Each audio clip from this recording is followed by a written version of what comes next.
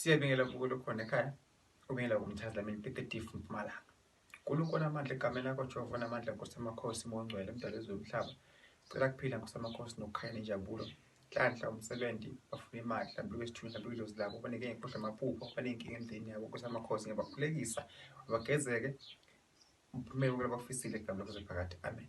Ngikole khona ekhaya yonke into yenzako iyawudinga umkhuleko.